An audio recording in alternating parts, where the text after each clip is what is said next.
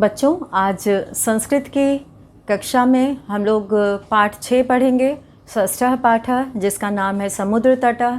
इससे पहले हम लोगों ने व्याकरण के बारे में बहुत सारी चीज़ें जानी थी, जिसमें कि हम लोग भाषा, लिपि, व्याकरण और वर्ण, लिंग, वचन और सर्वनाम शब्द, संज्ञावाचक शब्द और क्रियापद के रूप में हम लोगों ने जानकारी प्राप्त की थी। तो शब्द रूप और धातु रूप ये दोनों जो है वो बहुत ज़रूरी है जानना। और इसके बारे में हम लोगों ने पढ़ा था कि कारक, कारक चिन्ह और विभक्ति और उन्हीं का प्रयोग जो है ये शब्द रूप में होता है। और धातु रूप में जो है प्रथम पुरुष, मध्यम पुरुष और उत्तम पुरुष का प्रयोग किया जाता है। और उसमें 3 पुरुष होते हैं, 3 वचन होते हैं और 3 वचन शब्द रूप में भी होते हैं। और अगर हम लोग अकारांत, इकारांत, उकारांत जो है वो पुल्लिंग शब्दों का और स्त्रीलिंग शब्दों का कुछ रूप याद कर लिया जाए तो शब्दों को समझने में, वाक्यों को समझने में आसानी हो जाती है। तो उससे ये समझ में आता है कि ये यहाँ पर कौन सी विभक्ति का प्रयोग है और किस अर्थ में किया गया है। क्योंकि हिंदी भाषा में जो है वो विभक्ति चिन्ह अलग से प्रयोग किए जाते हैं। तो लड़के के लिए, को, में, पर अलग से आता है, तो वो पहचान सामने प्रत्यक्ष दिखाई देता है। लेकिन संस्कृत में ऐसा नहीं होता है। संस्कृत में जो है विभक्ति शब्द में ही होती है। तो मूल शब्द में विभक्ति लग जाने पर वह पद कहलाता है। और आज हम लोग ये पाठ पढ़ेंगे समुद्र तटः। जैसा कि पाठ के नाम से ही पता चल रहा है कि समुद्र मतलब जो समुद्र होता है वो, और तट मतलब किनारा, समुद्र का किनारा। बहुत सारे बच्चे समुद्र के किनारे घूमने गए होंगे और देखे होंगे। तो वहाँ पर रेत बहुत होती है, बालू बहुत होती है और वहाँ पर बच्चे खेलते हैं और जो है बालू से घर बनाते हैं। तो इन्हीं सब का वर्णन जो है इस पाठ में किया गया है। तो बच्चों, हम शुरू करते हैं षष्ठः पाठः समुद्र तटः। तो इसमें हम लोग सबसे पहले देखेंगे, एक एक वाक्य देखेंगे और उसके शब्दों को समझेंगे, उसके अर्थ को समझेंगे और पूरे वाक्य का अर्थ समझा जाएगा। तो इसमें सबसे पहले आया है एषः समुद्र तटः। यहाँ पे एषः का अर्थ है यह, समुद्र तटः यह समुद्र का किनारा है। एषः, यहाँ पे एषः शब्द आया है और एषः का अर्थ होता है यह। समुद्र तटः समुद्र का किनारा है। यहाँ पे पूर्ण विराम लगा है। ये वाक्य है एषः समुद्र तटः यह समुद्र का किनारा है। और अत्र जनाः, अत्र मतलब यहाँ, यहाँ पे अत्र शब्द का प्रयोग हुआ है। अत्र मतलब यहाँ और जनाः मतलब लोग। जनाः कहते हैं लोगों को, लोग यानी कि बहुत से लोग। जनाः शब्द यहाँ पे ये बहुवचन है। जनाः यानी कि लोग। पर्यटनाय, पर्यटनाय मतलब घूमने के लिए। पर्यटन कहते हैं घूमने को। तो यहाँ पे शब्द आया है पर्यटनाय। पर्यटनाय मतलब घूमने के लिए, घूमने के लिए। पर्यटनाय घूमने के लिए। आगच्छन्ति, आगच्छन्ति मतलब आते हैं। गच्छन्ति मतलब जाते हैं, आगच्छन्ति मतलब आते हैं। तो यहाँ पर ये दूसरा वाक्य जो है, अत्र यहाँ, जनाः मतलब लोग, पर्यटनाय घूमने के लिए, आगच्छन्ति आते हैं। केचन, यहाँ पे एक शब्द आया है केचन। केचन का अर्थ होता है कुछ। केचन मतलब उसमें से कुछ, जो लोग वहाँ पर घूमने के लिए आते हैं उसमें से कुछ। तरंगैः, तरंगैः मतलब लहरों के साथ। क्रीडन्ति, क्रीडन्ति मतलब खेलते हैं। तो यहाँ पर ये शब्द आया है तरंगैः। तरंगैः, तरंगैः शब्द का अर्थ होता है लहरों के साथ। लहर होती है समुद्र में, बहुत तेज तेज लहर आती है। तो उन लहरों के साथ क्रीडन्ति, क्रीडन्ति मतलब खेलते हैं। यहाँ पर क्रीड का अर्थ होता है खेलना और क्रीडन्ति का अर्थ होता है खेलते हैं। तो वो कुछ लोग क्या करते हैं, वहाँ पे केचन मतलब कुछ, तरंगैः लहरों के साथ, क्रीडन्ति खेलते हैं। तो यहाँ पर इस वाक्य में एषः समुद्र तटः, यह समुद्र का किनारा है, और अत्र जनाः यहाँ लोग, अत्र मतलब यहाँ, जनाः मतलब लोग, पर्यटनाय घूमने के लिए, आगच्छन्ति आते हैं। और केचन, केचन मतलब कुछ, तरंगैः तरंग कहते हैं लहर को, और यहाँ पे तरंगैः यानी लहरों के साथ, क्रीडन्ति मतलब खेलते हैं। तो क्रीडन्ति शब्द जो है वो क्रीड धातु से बना है। क्रीडति, क्रीडतः, क्रीडन्ति। अब यहाँ पर इसका हम तीनों वचन का रूप लिख देते हैं। ये तो बहुवचन का रूप है और एक वचन में होता है क्रीडति, क्रीडति। यहाँ पे एक वचन में क्रीडति और द्विवचन में क्रीडतः और बहुवचन में क्रीडन्ति। तो ये एक वचन हो गया, ये द्विवचन हो गया और ये बहुवचन हो गया। तो इस तरह से यहाँ पे एक वचन, द्विवचन और बहुवचन का प्रयोग क्रीडति, क्रीडतः, क्रीडन्ति। जैसे हम लोग पठ धातु से लट लकार में पढ़े थे, ये भी लट लकार का रूप है, खेलते हैं। ये वर्तमान काल का प्रयोग है यहाँ पर। तो वर्तमान काल के लिए ये किसका प्रयोग हो गया, क्रीड, और यहाँ पे लट लकार। वर्तमान काल के लिए हम लोग लट लकार का प्रयोग करते हैं, लट लकार यानी कि वर्तमान काल। तो इसी का ये रूप है। क्रीड धातु का, क्रीड का अर्थ होता है खेलना। तो यहाँ पर क्रीडन्ति यानी खेलते हैं। तो इस तरह से ये इसका एक वचन, द्विवचन और बहुवचन का रूप बन गया। क्रीडति, क्रीडतः, क्रीडन्ति, पठति, पठतः, पठन्ति, लिखति, लिखतः, लिखन्ति। तो ये प्रथम पुरुष जो है लट लकार का रूप होता है। तो यहाँ पर तरंगैः यानी लहरों के साथ, क्रीडन्ति मतलब खेलते हैं। और अब हम लोग आगे बढ़ते हैं इसमें। केचन, फिर आया है केचन। केचन मतलब कुछ, कुछ लोग। केचन मतलब कुछ लोग। यहाँ पर च मतलब और। संस्कृत में च का अर्थ होता है और। ये सभी को अच्छे से ध्यान देना चाहिए। च और अपि मतलब भी होता है, च मतलब और होता है। अब यहाँ पे वर्णन किया गया है कि केचन मतलब कुछ लोग तो लहरों के साथ खेलते हैं। अब दूसरे वाक्य में लिखा गया है और। च केचन च, और कुछ। नौकाभिः, नौकाभिः मतलब नाव से। जल विहारम कुर्वन्ति, जल विहार करना मतलब जल में घूमना। और किस चीज़ से, नाव में बैठकर। बहुत लोग नाव में बैठकर जो है नदी में घूमते हैं और गंगा जी के किनारे जाते हैं, वहाँ पे नाव में बैठकर घाट में घूमते हैं। तो इस तरह से वहाँ पर कुछ लोग तो लहरों के साथ खेलते हैं और कुछ नौकाभिः यानी कि नाव से, नाव से, नौकाभिः, नौकाभिः का अर्थ होता है नाव के द्वारा, नाव के द्वारा। यानी कि किस चीज़ से वो जल विहार करते हैं। जल विहार करना मतलब जल में घूमना, पानी में घूमना, नाव में बैठकर। नौकाभिः नाव के द्वारा। जल विहारम कुर्वन्ति, जल विहार करते हैं, पानी में घूमते हैं नाव में बैठ के। तो इस तरह से यहाँ पे ये कुछ शब्द आए हैं जिसका कि प्रयोग हुआ है यहाँ पे, और कुछ हम यहाँ छोड़ दे रहे हैं, जैसे च मतलब और, नौकाभिः नाव के द्वारा। और अब हम लोग इसके आगे कुछ शब्द हैं उसके बारे में जानेंगे। कुर्वन्ति, कुर्वन्ति शब्द का अर्थ होता है करते हैं। जल विहार कुर्वन्ति, कुर्वन्ति मतलब करते हैं। जैसे कि ते किम कुर्वन्ति, वे क्या करते हैं। तो यहाँ पे कुर्वन्ति मतलब करते हैं।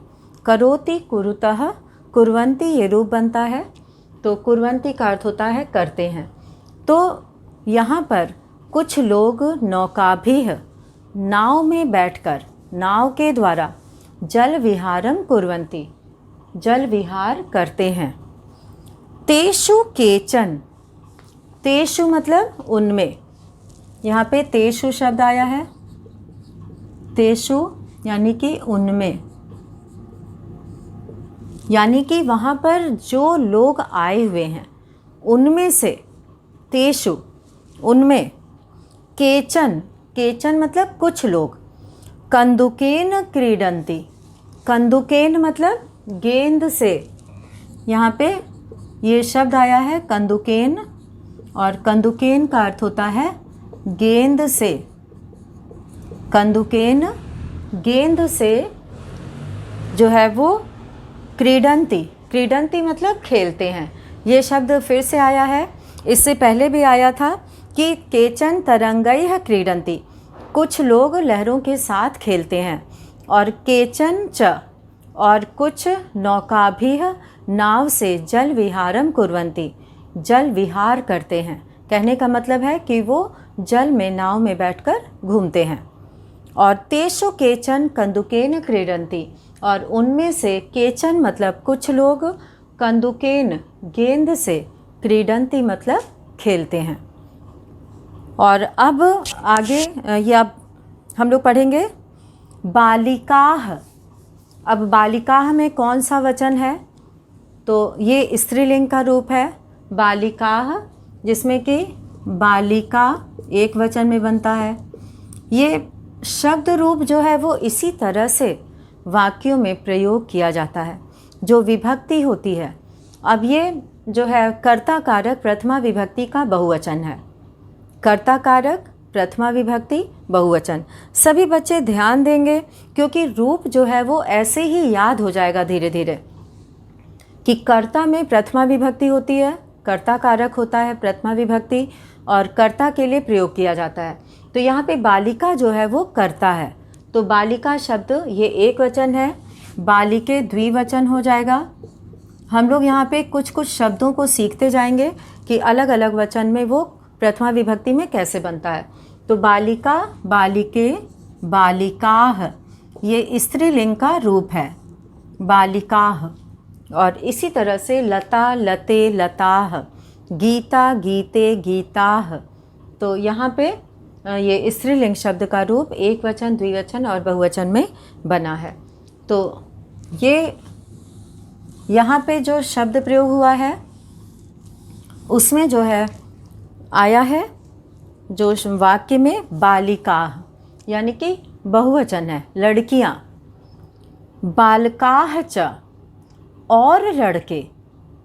यहाँ पे बालिकाः बहुवचन है और बालकाः वो भी बहुवचन है। तो यहाँ पे दोनों शब्दों को पहचानना है। बालिकाः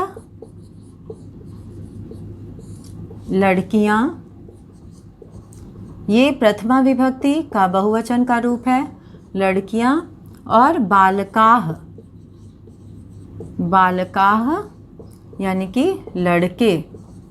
और च मतलब और, ये हम बार बार इसलिए बता रहे हैं कि सबको च का मतलब अच्छे से समझ में आ जाए। तो इस तरह से ये बालिका जो है वो प्रथमा विभक्ति का बहुवचन रूप है स्त्रीलिंग में, और बालकाः शब्द जो है वो प्रथमा विभक्ति बहुवचन का रूप है पुल्लिंग में। बालकाः, बालकौ, बालकाः। तो ये रूप यहाँ पर बनता है। और अब हम लोग यहाँ पे ये दो वाक्य पूरा हो गया है, हम लोग तीसरे वाक्य में जा रहे हैं। तो छोटे छोटे वाक्य हैं, तो यहाँ पे हम लोग पूरी ऊपर की पहली एक पूरी लाइन को ले रहे हैं, उसके बाद दूसरी पूरी लाइन, तीसरी लाइन। तो इसमें हम लोग शुरू का फिर से पढ़ेंगे ताकि ये अच्छे से समझ में आ जाए कि एषः समुद्र तटः, यह समुद्र का किनारा है। अत्र जनाः पर्यटनाय आगच्छन्ति, यहाँ लोग घूमने के लिए आते हैं।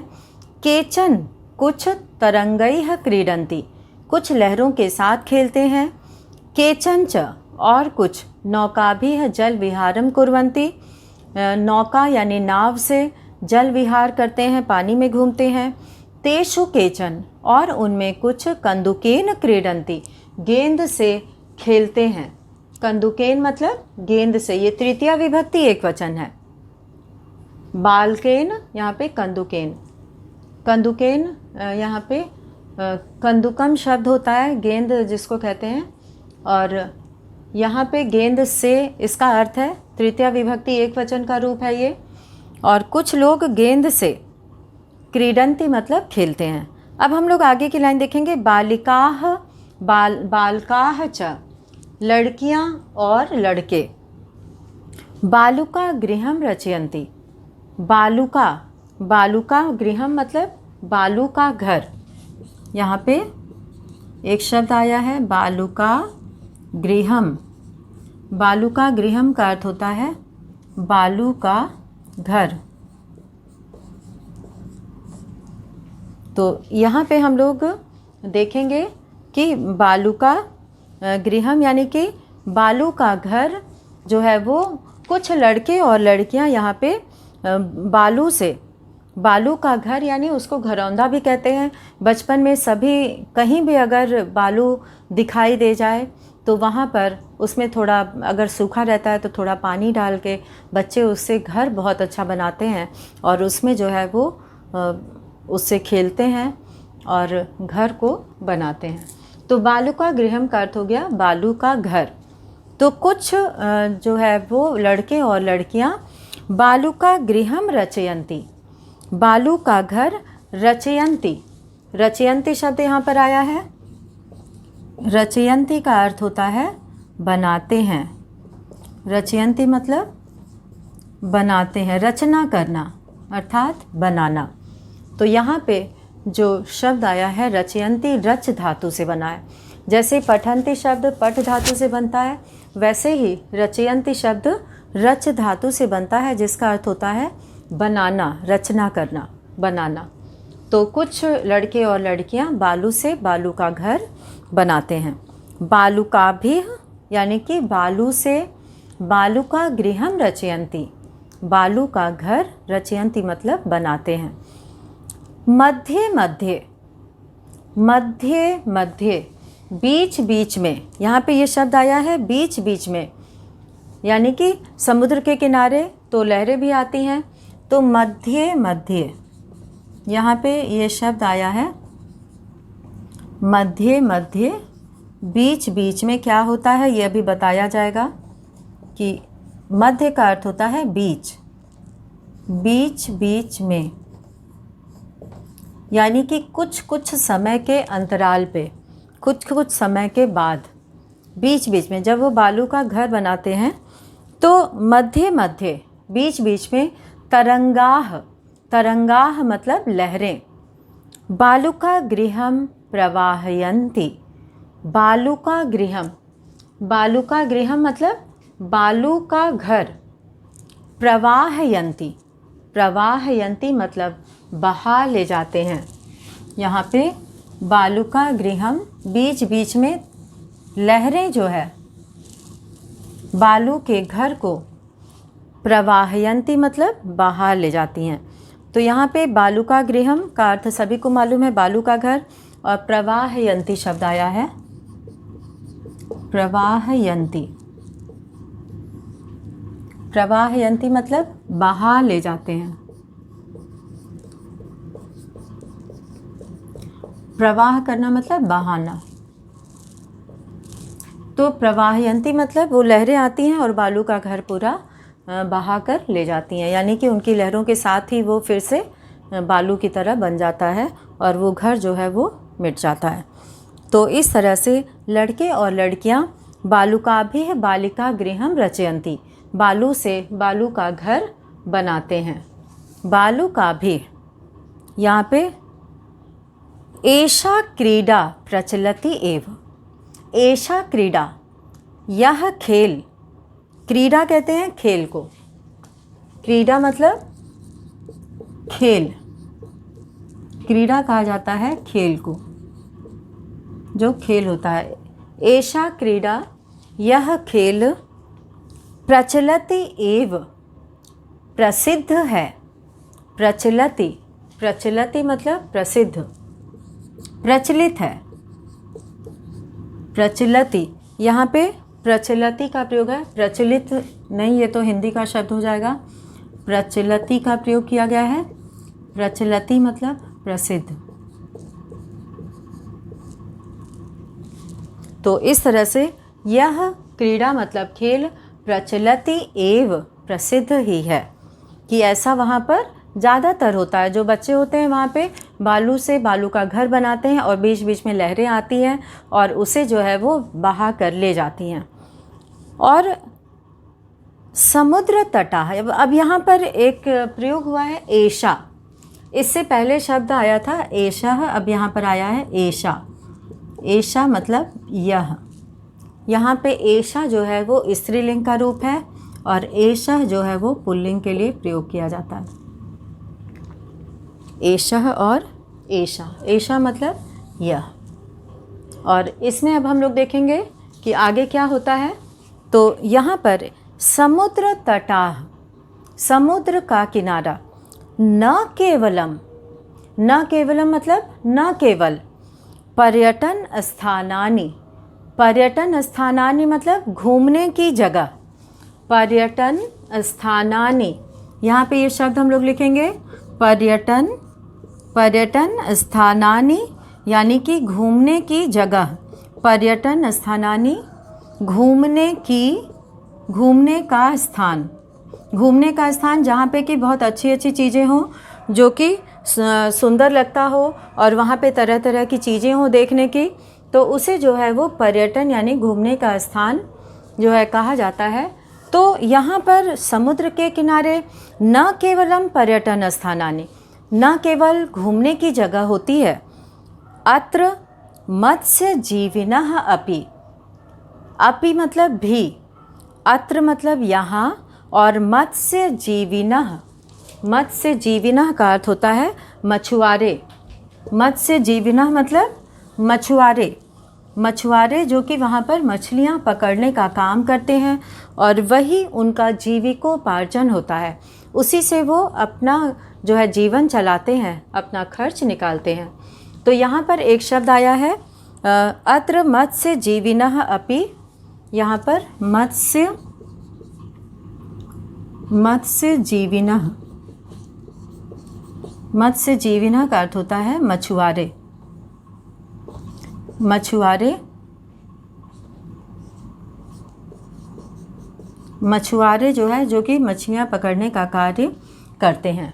तो मछुआरे यहाँ पे मत्स्य जीविना यानी कि मछुआरे जो है वो अपनी जीविका चलाते हैं इन समुद्र के किनारे मछलियों को वहाँ से पकड़कर।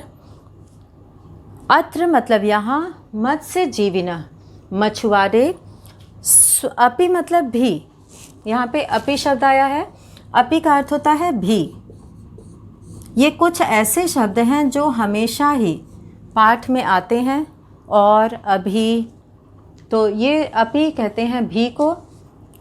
तो अत्र मतलब यहाँ, मत्स्य जीविना मछुआरे, अपि मतलब भी, स्वजीविकाम अपनी जीविका, चालयन्ति चलाते हैं, यानी कि अपनी जीविका का निर्वाह करते हैं। कहने का मतलब है कि समुद्र के किनारे ही पाए जाने वाली चीज़ों से, वहाँ पे पाई जाने वाली वस्तुओं से, वहाँ पे पाए जाने वाले प्राणी जो जीव होते हैं, जो पानी में रहते हैं, उनसे वो अपना जीवन चलाते हैं। मछलियाँ पकड़कर मछुआरे जो है वो अपना जीविकोपार्जन करते हैं, अपना जीवन चलाते हैं। तो ये पहला अनुच्छेद था जिसमें कि हम लोगों ने ये देखा कि यहाँ पे एषः शब्द आया है जो पहले भी पाठ में आ चुका था। एषः मतलब यह होता है, और समुद्र तटः यह समुद्र का किनारा है, और अत्र जनाः, जनाः मतलब लोग होता है, जनः जनौ जनाः।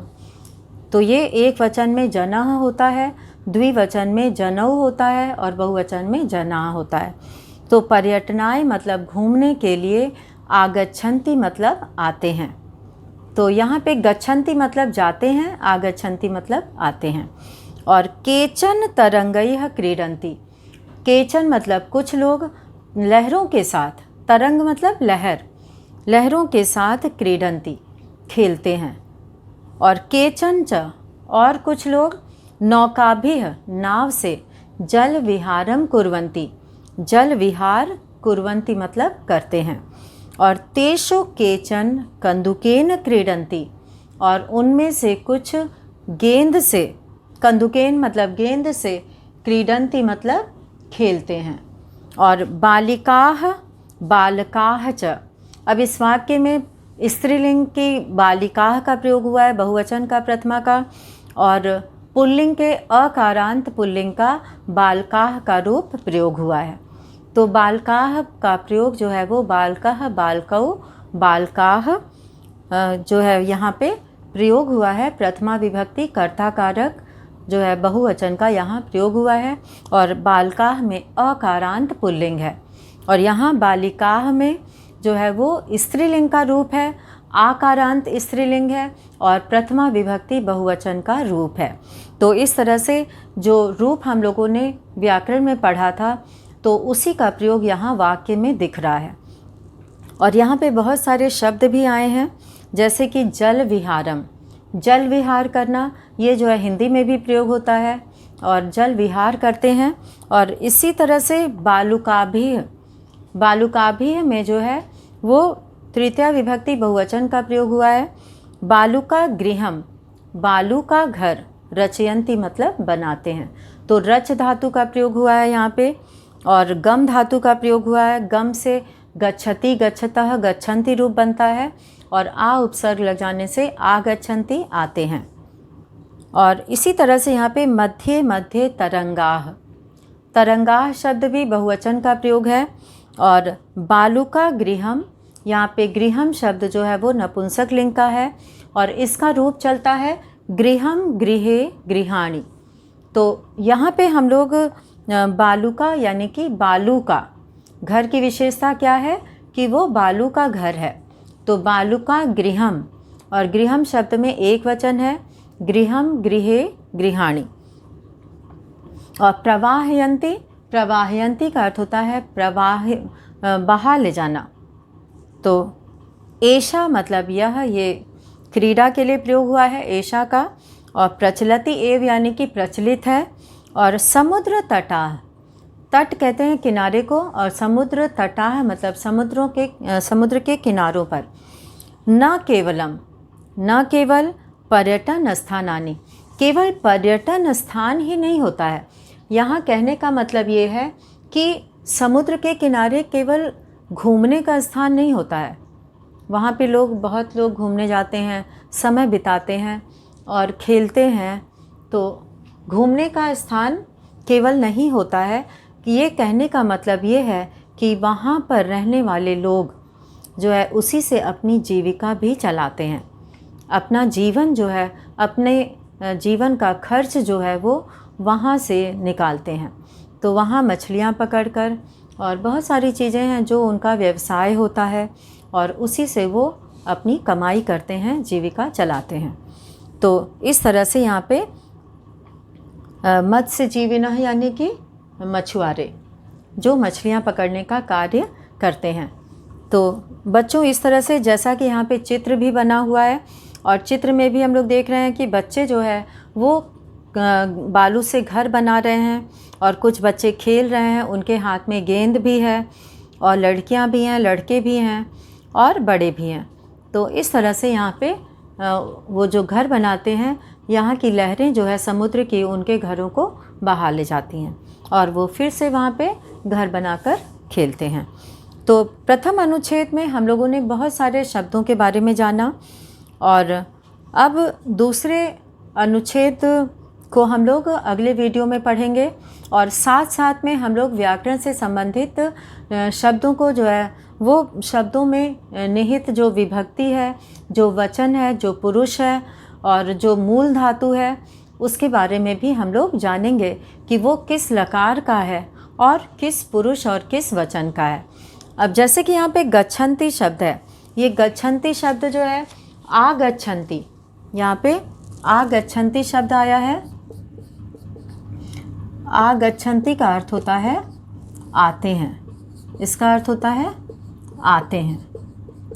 और अगर हम इसको हटा के केवल गच्छन्ति करते हैं तो इसका अर्थ होता है जाते हैं। गच्छति, गच्छतः, गच्छन्ति। जैसे पठति, पठतः, पठन्ति होता है, वैसे ही गच्छति, गच्छतः, गच्छन्ति रूप बनता है। गच्छति मतलब जाता है, एक वचन हो गया प्रथम पुरुष लट लकार में, और गच्छतः मतलब दो लोग जाते हैं, और गच्छन्ति मतलब यहाँ पे जो गच्छन्ति है अगर हम आ हटा दें तो गच्छन्ति मतलब बहुत सारे लोग जाते हैं। तो जहाँ गम धातु का अर्थ होता है जाना। तो यहाँ पे हम लोगों ने आज बहुत सारे नए शब्दों के बारे में जाना, और एक अनुच्छेद हम लोग पढ़े हैं षष्ठ पाठ समुद्र तटः का। और सभी बच्चे इस अनुच्छेद को अपने से शुद्ध उच्चारण के साथ पढ़ेंगे और कठिन शब्दों के अर्थ की सहायता से इसे समझने का प्रयास करेंगे, और शब्दों को यहाँ पे जो पद हैं जिनमें विभक्ति लगी हुई है उनको भी पहचानने का प्रयास करेंगे। तो इसी के साथ ही हम लोग यहाँ पर ये वीडियो समाप्त करते हैं और अगले वीडियो में फिर मिलेंगे। धन्यवाद।